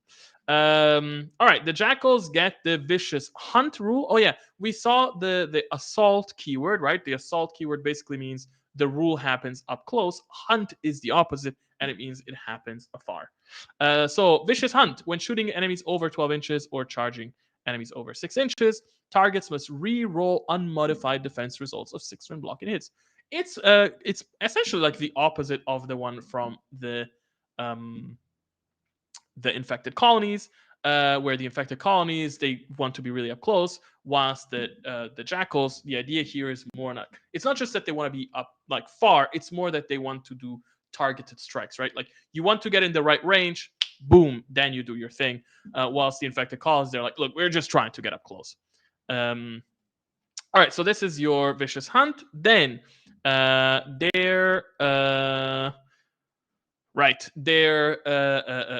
combo is expert hunter, which gives you supremely vicious. So again, it's vicious on a 5 or a 6.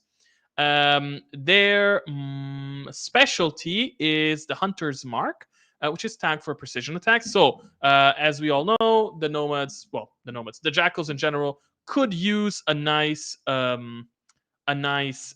little quality buff. So before the game begins, you basically pick enemies, right? You tag them, and then you get +1 to hit rolls, or +X to hit rolls, depending on how many markers against them. So that's pretty good for Jackals because they can always use a little 2-hit bonus. The mark, now to find the mark, I think it's going to be on the beast. Yes, it's the Fearsome Roar. Instead of a mark, they have a debuff. The Fearsome Roar, that's on all the beasts, I think.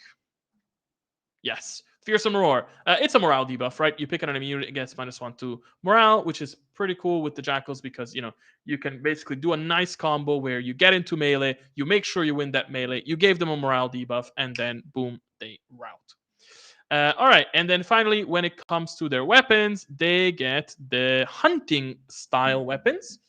So the hunting shotgun, for example, and the hunting rifle, which is basically their new what do you call it?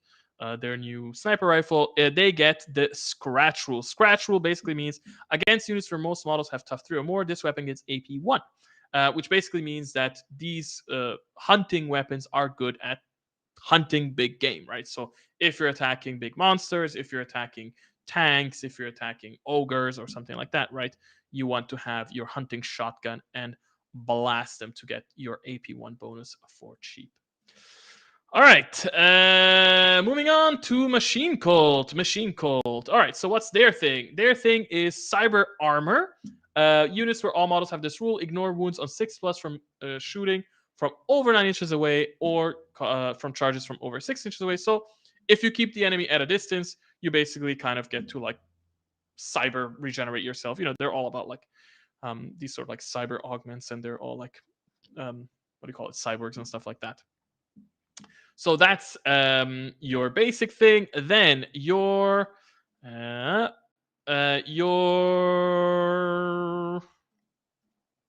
hold on.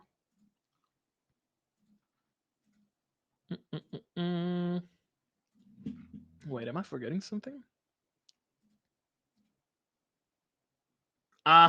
So your army boost, is that what we call it? Sorry. Your combo is the Machine God's Protection.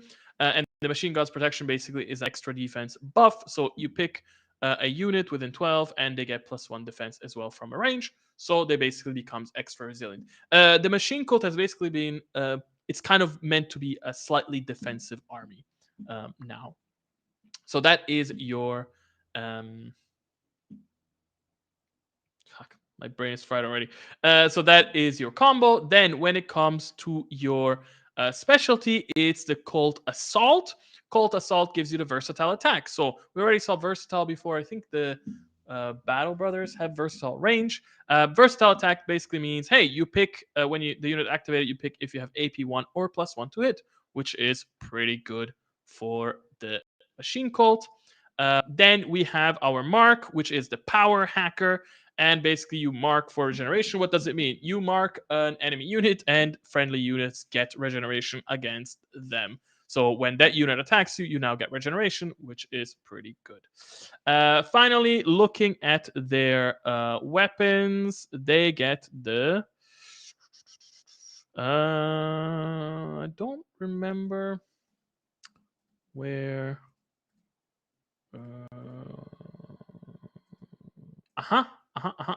Yes, so they're P weapons, which is basically like their phosphor weapons. Instead of having the phosphor rule, which was called phosphor, and basically was just ignore cover, now have reliable, and they have a wreck. Wreck ignores cover, so we're still at phosphor, and unmodified results of 6 to hit ignore get AP1. So pretty cool. All right, then we are looking at Orc Marauders. Oh, very contentious army since the update. So Orc Marauders. Oh, oops, sorry. Orc Marauders. What's their thing? So before, Orc Marauders had Furious and Bad Shot, and Shooty was also available. This has been changed, but do not worry. First off, Bad Shot now gives -1 to hit rolls when shooting.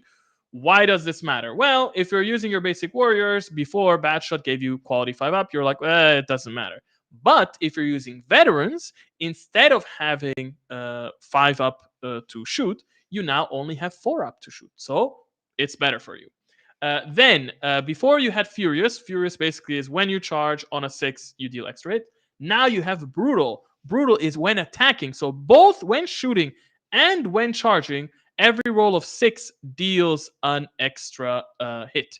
So basically, every unit has fully integrated Shooty and fully integrated Furious, and you don't even have any conditions on that anymore, which is pretty good.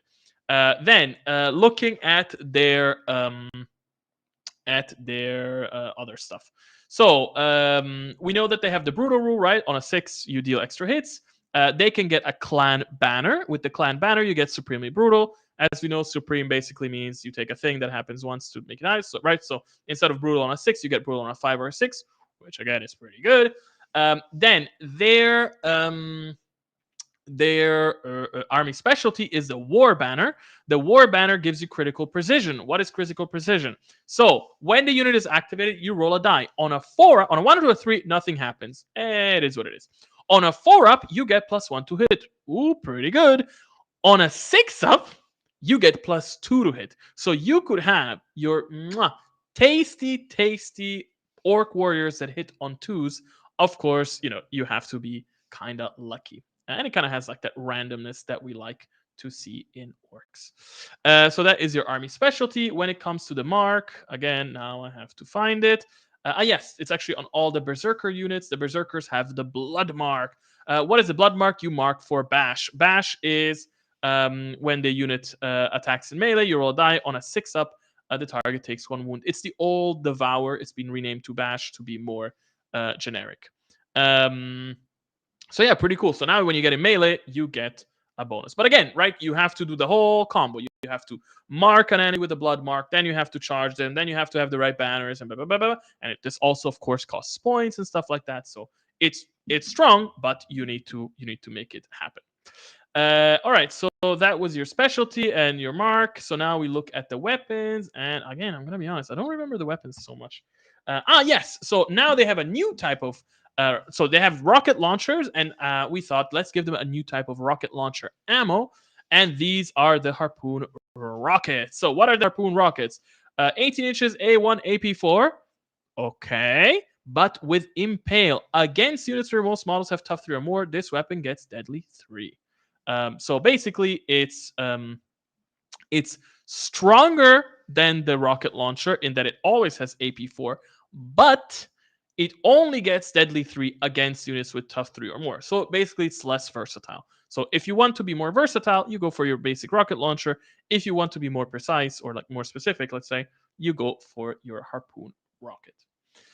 All right, then Prime Brothers. Honestly, not much to see because Prime Brothers are like Battle Brothers, so they get the Battle Heroics. So it's the same thing as in the other armies. So the same Battle Heroics for all the various Battle Brothers, for all the various detachments. But they do have some cool stuff. So they also get the banners, but I think they get the same thing, right? They get the company banner, which gives them versatile range. They get the founders banner, which gives them the fortification feat, so AP -1 to hit them. I think. Now I'm curious. Let me quickly double check here because I think the difference. All right. Oh no, it's the same. Sorry, I'm mistaken. So yes, the Prime Brothers get the same stuff, so they're probably also gonna get the same. And now to find it, they're probably gonna get the same. Yeah, they get the targeting array. Okay, they get everything the same. There's only one difference. Sorry, is that they have a different rifle. So the basic Battle Brothers have the gravity rifle, which comes with the smash rule. The Prime Brothers come with the anti-gravity rifle, which we thought was a funny idea, which basically comes with demolish. It ignores regeneration, and against units where most model have defense 4 or better, this weapon gets AP1.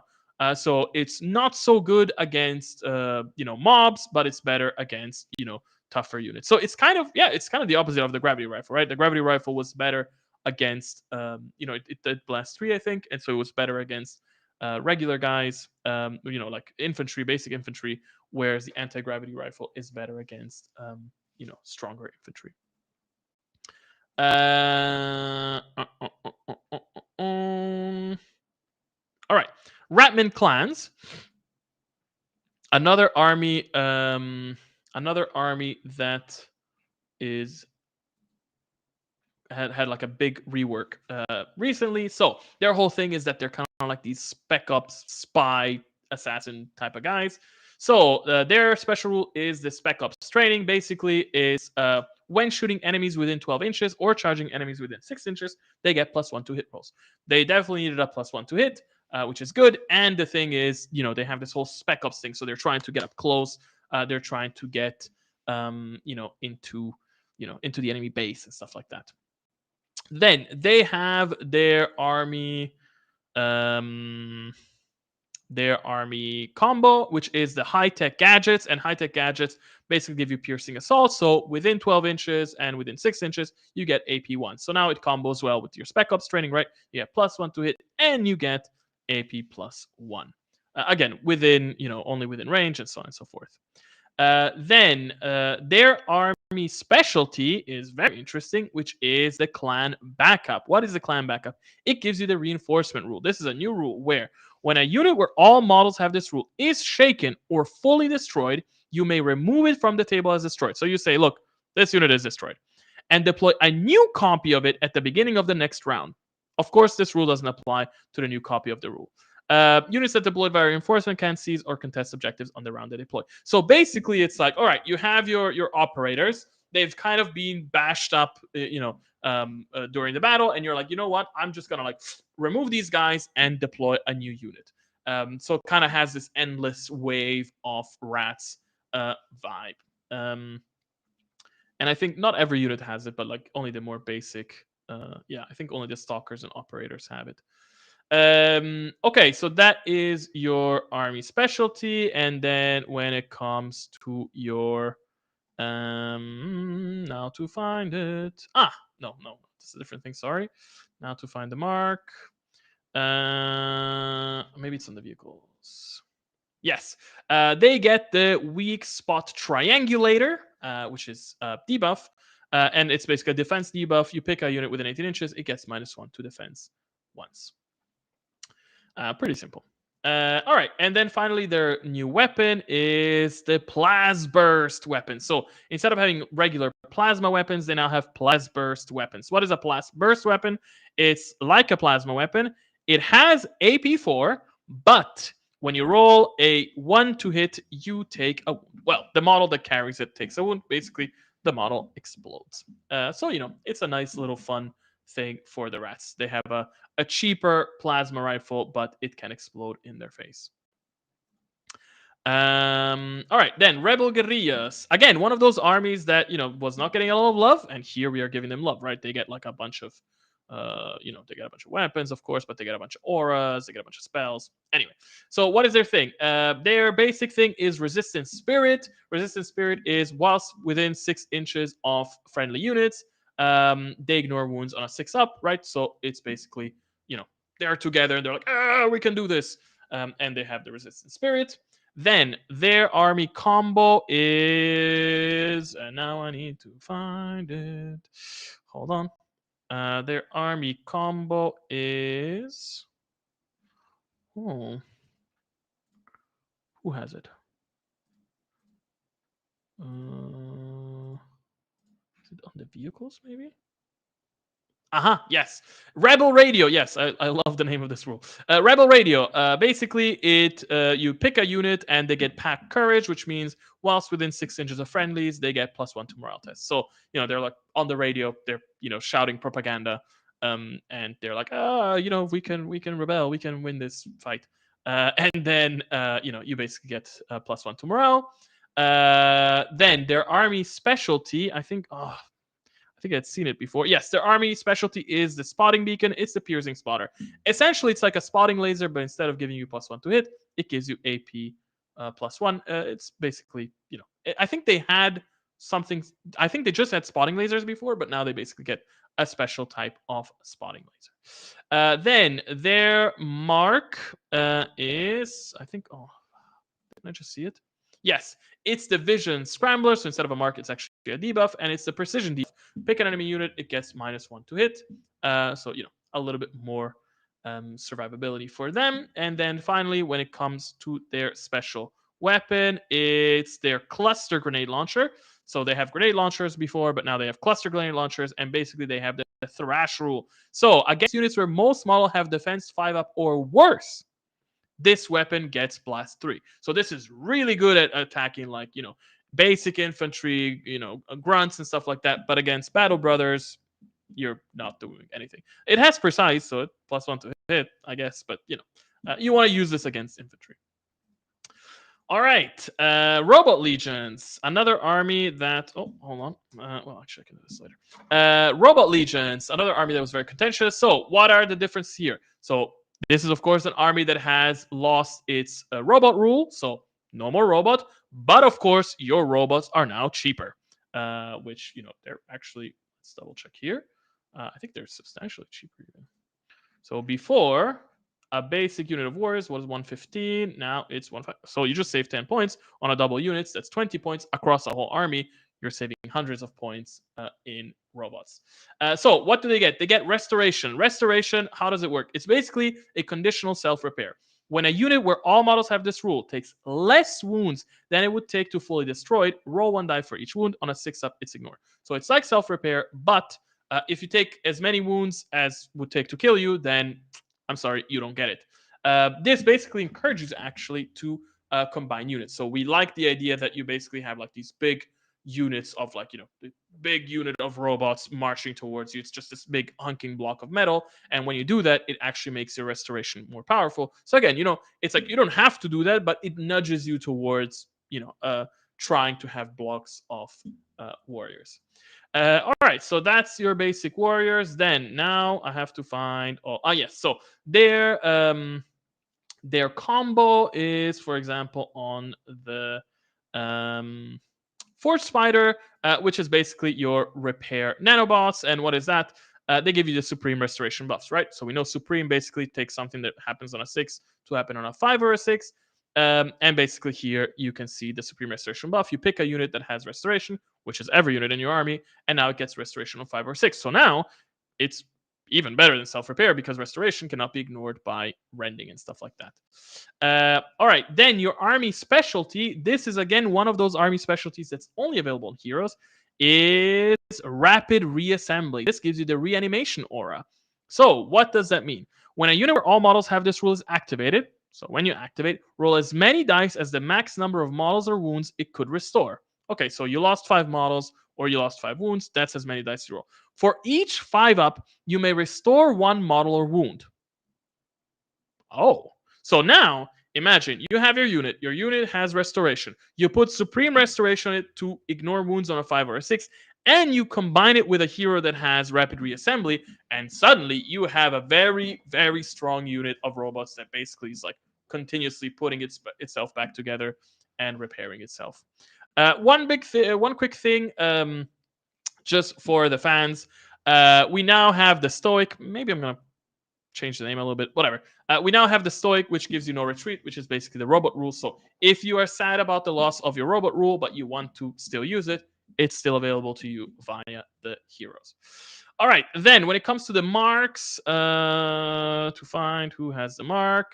Yes, it's the networked target lock. How does that work? Basically, mark for indirect. You pick an enemy unit and you get indirect against it. So, now you can shoot through walls. But that's basically what your robots can do when you use the networked target lock. And then finally, when it comes to their weapon special rule, before Gauss rifles or Gauss style weapons all had the rending rule. Now instead they all have fracture. With fracture, basically, it's you don't have the ignores regen, and on a 6, it gets AP2. Interestingly enough, this is a more powerful version of the rule that the high elves get, because lore-wise, I kind of like the idea that they went a little further. All right, we're almost at the end. Incredible.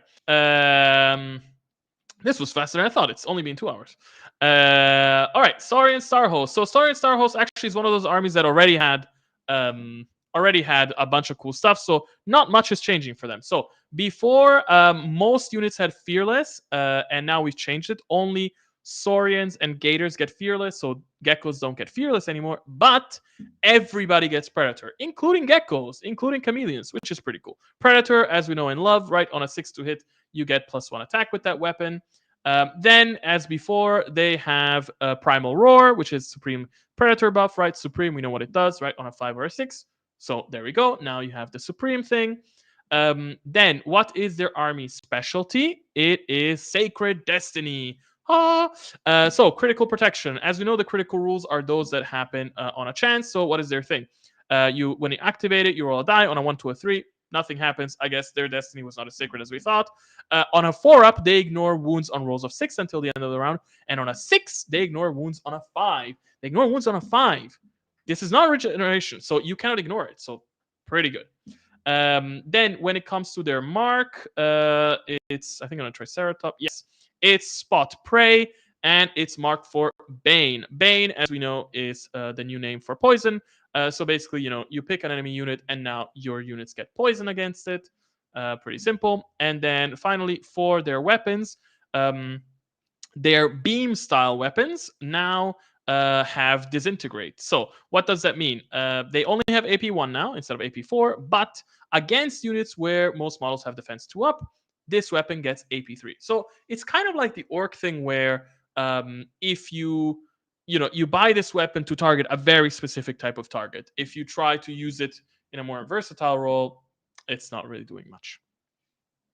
All right, simple, because this army already kind of had everything.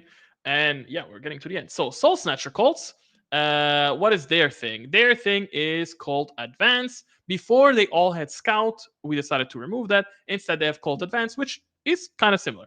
When this model is deployed, in this case, the unit, of course, when the unit is deployed, it may be placed anywhere within 9 inches of its position, over 9 inches away from enemy units. So basically, this means that you place it, you get a scout move, but of course, you don't get the 12 inches of a scout move, and you don't get the whole thing where you wait for everybody to be deployed and scouts are placed after. So you don't get those bonuses.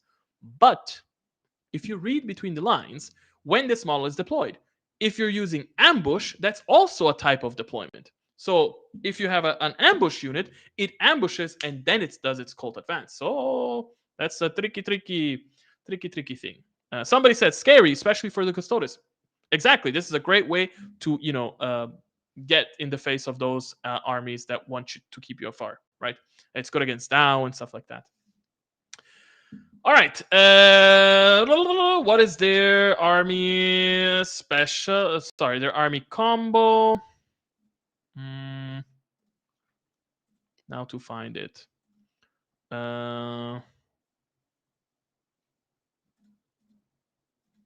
Hold on. No.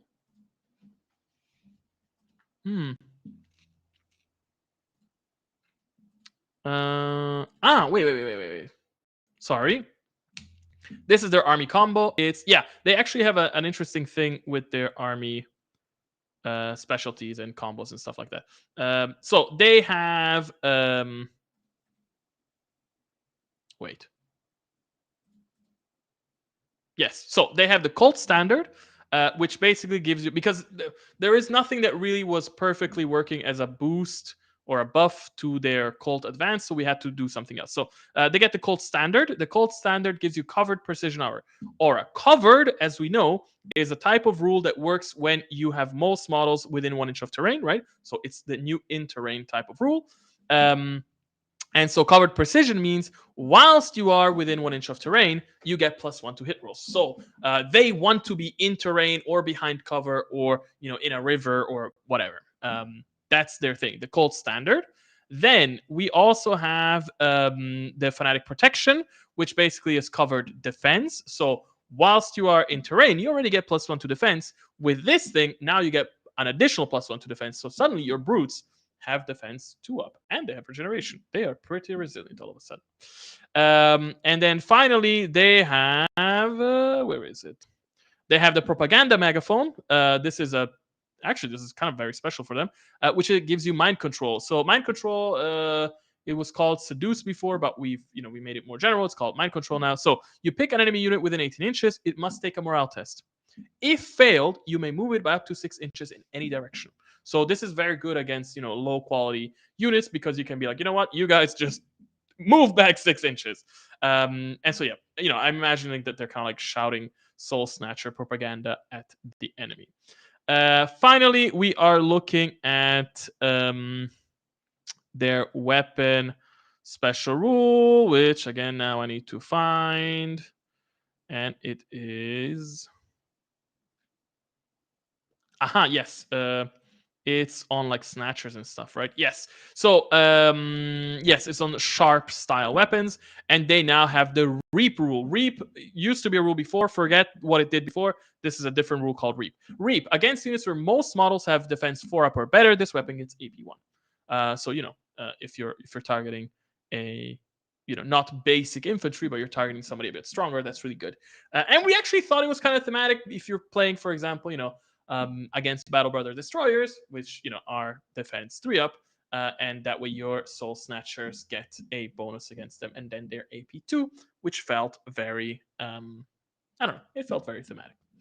All right, cool. So that is the Soul Snatcher calls. Now we move on to the last things. So, Titan Lords. Actually, wait, let me keep this open for a second, because we can then look at this.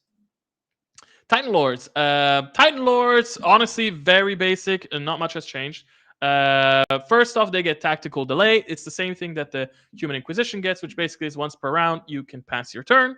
Very simple. Then every Titan can also, of course, be upgraded with a Titan Core, and the Titan Core gives you extra tactical delay, so you can delay once more. It's one of those simple things where if you're running an all Titans army, you might want to have a bit of control over, who is doing what when. Yeah, cool. All right, finally, let's go to demons. So demons have blessings. So that's the same as we saw in the other. They don't have the demon rule anymore, as we know. Actually, I'm going to have to explain a couple of things here. So they don't have the demon rule anymore because we removed army-wide demon, but it's been slightly changed. Don't worry, it's still kind of there. So the blessing is, as we explained in the Havoc Brothers and the Havoc Brother Disciples, it's those points that you can spend on different things, right? And different ones have different blessings. So this is the general changes. I'm going to talk about general changes and then go into army specifics. Then now they didn't have it before, but all of your heroes except for those new type of heroes, which are very specific. They have already like their own special things. Now have auras. This is a new thing. Demons did not have auras at all before. So now they have a bunch of auras. And also one of their auras is demonic incursion. Demonic incursion gives you ambush. So you can still have your ambushing demons, but now you have to buy it as an aura. And if you are playing a bigger guy like a Senate Harbinger, instead of having auras, right, they have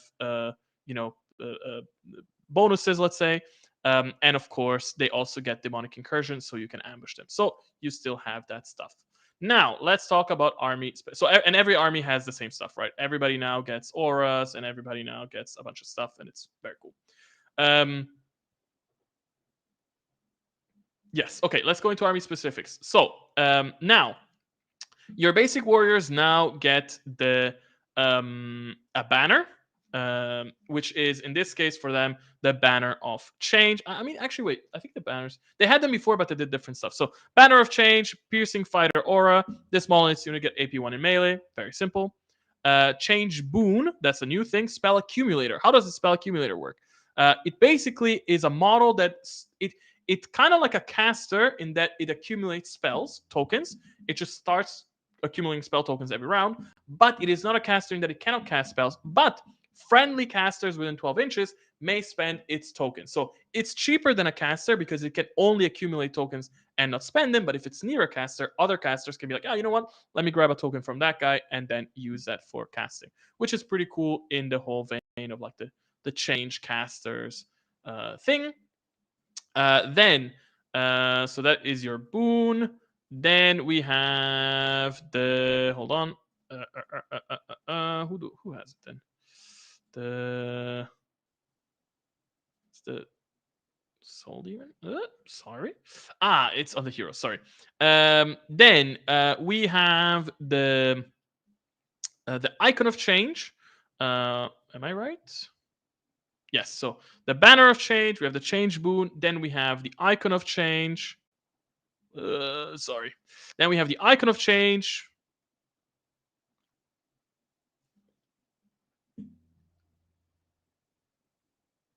Sorry, I'm just trying to make sure that I'm getting the right thing in my mind. Because they have so much stuff now. No, it's the favor and it's the curse. Okay. Then they get the change favor, which gives you defense points. So we know how the change blessing points work, right? They give you the enemies get -1 to hit, and with the change favor, you get +1 defense. And then you also get the curse of change, which basically you mark an enemy for furious. So you mark an enemy, and your guys get furious against it. So that's your basic change demons. Your lust demons, you have the blessing, right? So it gives you, you get the movement bonus. Then your banner of lust gives you strider, so pretty good for the lust demons. And your lust boon is devastating growth. So it's that thing where like you place a marker on them, and these, in this case, they get +1 AP and +1 to defense every round. So pretty good. You can get your souped up lust warriors. And then they also have the lust favor, which is viciousness points. So essentially it's points, but they can be spent on viciousness. And viciousness is this. It's basically poison, which is now called Bane. It's basically poison, but with the without the ignores regen part. And then you get the curse of lust, which you mark for rapid charge. So basically you mark an enemy, and then your friendly units get +4 inch charging against it, which means if you combo your lust blessing, which is +4 to charge, and you mark them for rapid charge, you now have +8 to charge, and you use that, for example, on the lust beast riders, which have fast. You're looking at a pretty fast unit right there. Okay, then when it comes to plague demons, what do they get? They get the banner of plague, which gives them rending in melee. Pretty simple. They get the plague boon. Oh, we didn't look at the weapons. We'll look at them at the end.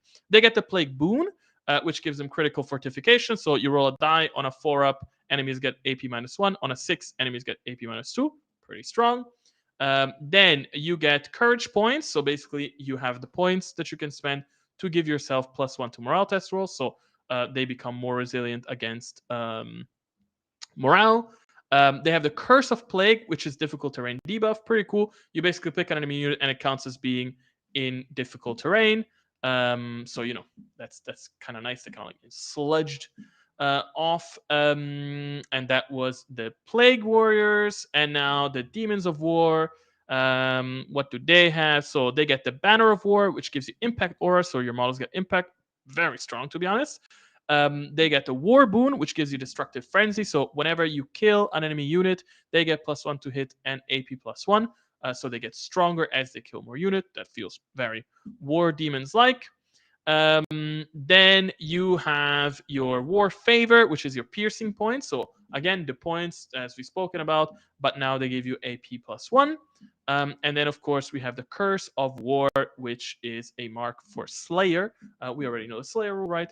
But basically it's AP +2 against tough 3 or higher. So you mark a monster, and now you guys get AP +2, and that's pretty strong. All right, let's quickly talk about their weapon rules. So the change demons can buy hexed weapons, hexed swords in this case, that give the pierce rule. On a 6 to hit that isn't blocked, you deal an extra wound. Nice. Demons of Lust, what do they get? They get perfect swords, or the perfect style weapons, which basically have shatter. On an unmodified roll of 1 to block hits, the weapon deals 1 extra hit. Nice. More hits. Demons of Plague, they get infected swords or infected style weapons, which have the butcher rule. On a 6 to hit, this weapon deals 2 extra hits. Nice. Okay, dealing more hits. And then finally, we look at the War Demons, and they get blood swords or blood type weapons, which have the break rule. On a 6 to hit, those hits get AP3. Very strong. Okay, cool. So we actually managed to get through all armies in 2 hours and 20 minutes. The beta will go live soon. I'm gonna have a small Q&A now, I guess. Maybe for 10-15 minutes, or I'm not sure.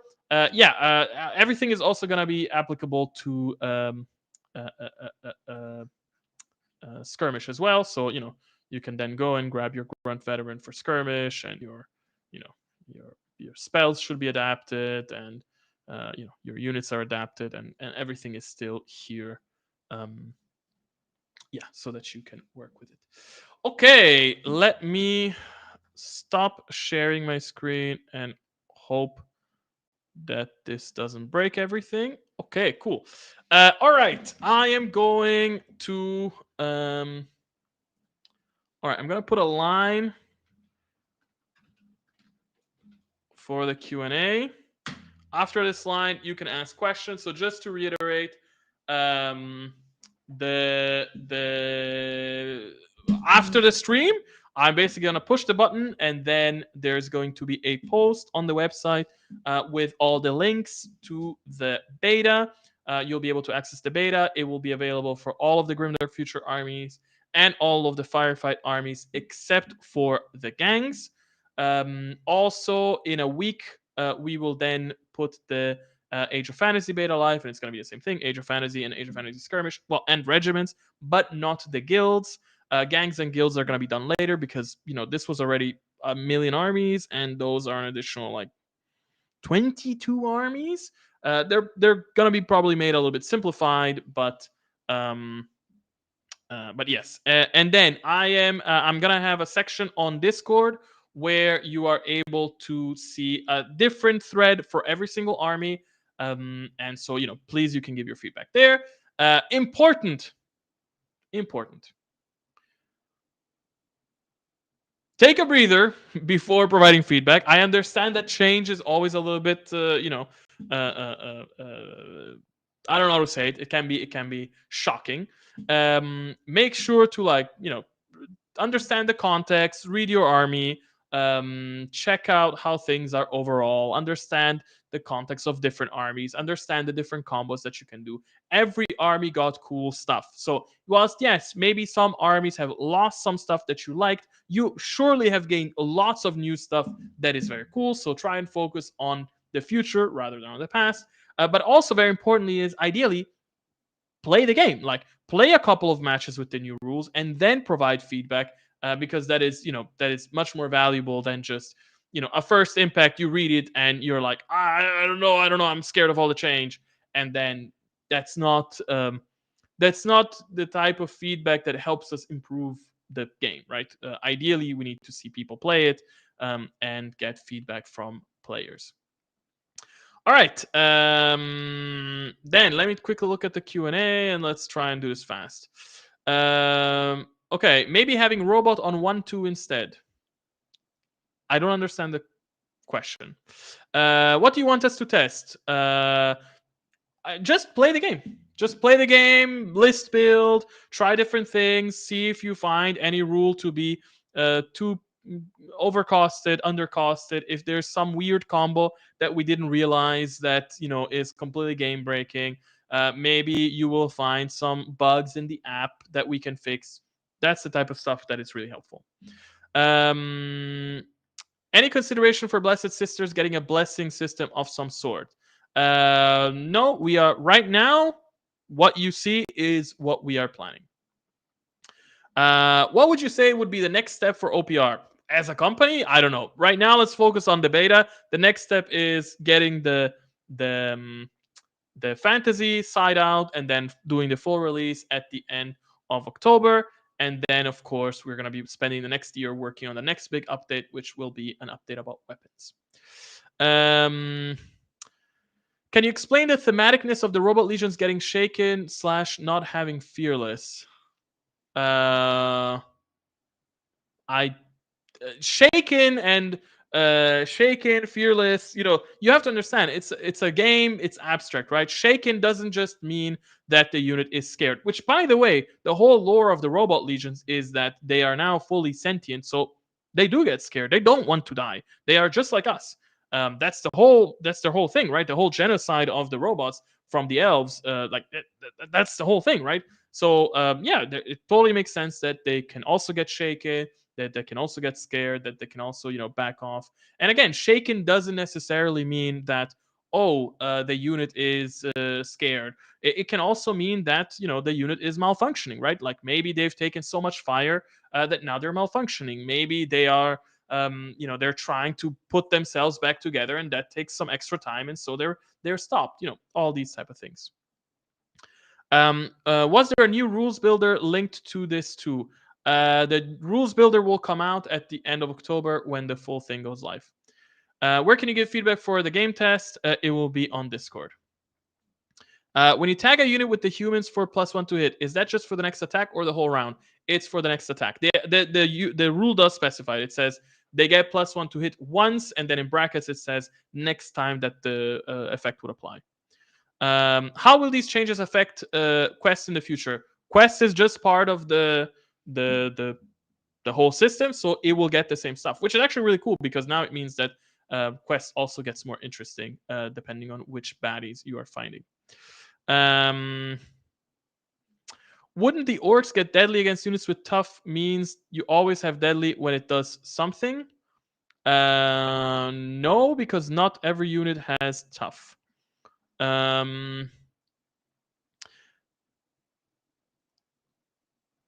Did the Orc Marauders get a spell 3 that does 4 hits with Impale AP4 for 12 wounds on bigger things? I can double check, but you'll be able to see it soon when it's live. Their spell 3. What is their spell 3? Deathbolt. Pick one enemy unit within 12 inches, which takes 4 hits with AP4 and Impale. Yes, so that's pretty strong. I just got here. Well, you're late. Sorry, when were the new rules dropping? Very soon, in the next half hour or hour.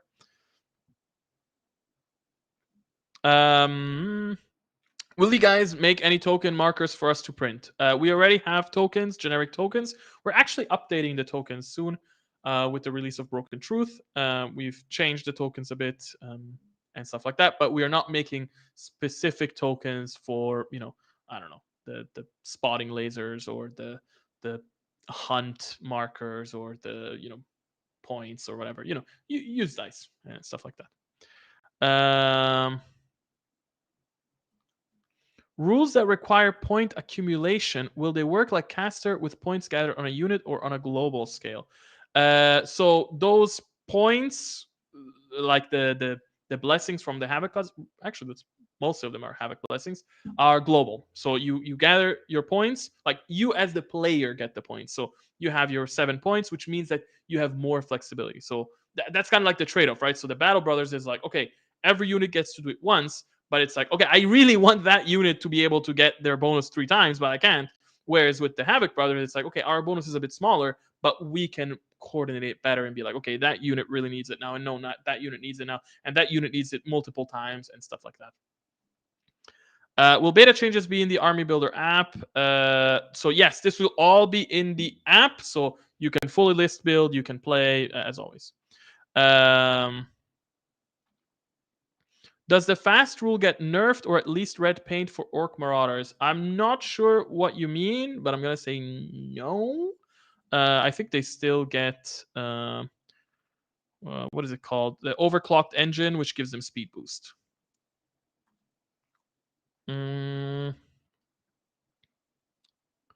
Sorry for my English. Don't you think that will multiply the number of markers and potential dice rolls? Sure.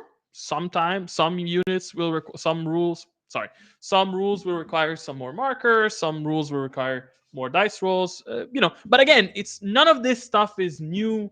None of this stuff is new to the game, right? Like we already had spotting lasers. Now another army gets spotting lasers. We already had tagging for this or that. Now it's just other armies that get it. We already had spells that require you to place markers, and so on and so forth. So we already had the rules that require you to reroll and stuff like that. So I'm not. It will, of course, add a couple more because more armies have access to it, but I don't think that's a bad thing. For the Havoc rules that involve global points, is a unique pool for each rule? Yes, it's a unique pool for each rule. When Prime Brother Destroyers, just ally with Battle Brothers. Should we wait a while before building and testing to allow you all times to fix the points that you notice were not correct during stream? No, don't worry. I'm also like, I'm not gonna be constantly immediately updating. What I'll do is I'll collect, a bunch of feedback. I'll apply it. I'll do an update. I'll let everybody know, and it will be kind of like a cycle like that.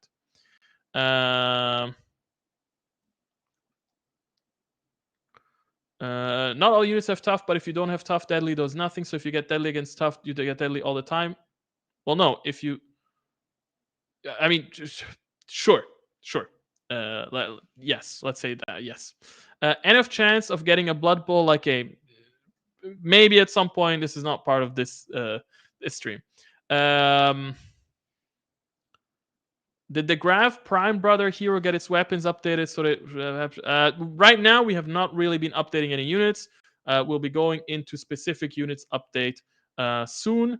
Right now, it was more this overarching change that was focused on. Will the future weapons update look to remedy the cost of hybrid units? Yes, that's actually part of it. For the units that get stronger if they are not attacked, does that count for those in ambush? So if I wait till turn 4, will I have an overbuffed unit?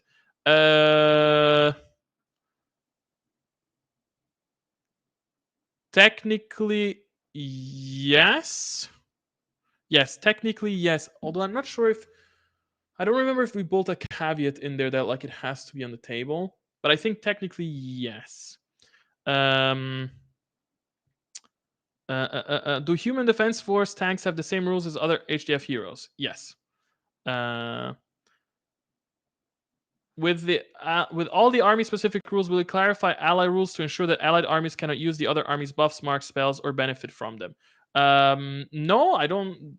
There is no specific thing there. Like it's totally fine if you have an allied army that one army, you know, does a buff to another army. Although a lot of these like sort of buffs might not make sense. Like if you have a supreme restoration buff and you use it on a unit, but the mark, for example, right? So you could have your you could have your jackal. You could have a jackal and Dow allied army, and then your jackals. You have a big monster that does the roar that targets that marks or debuffs another unit, and then your Dow shoot at it and they get the bonus. Yes, that's totally fine.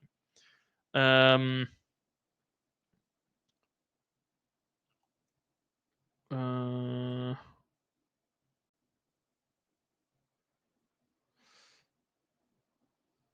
What made you decide to go from not once per game to quite a few? There were way more before, and the way that it works, it was. I think it's also like way more simplified. So now, yes, sure, there are some once per game rules, but they are pretty straightforward compared to what we had before.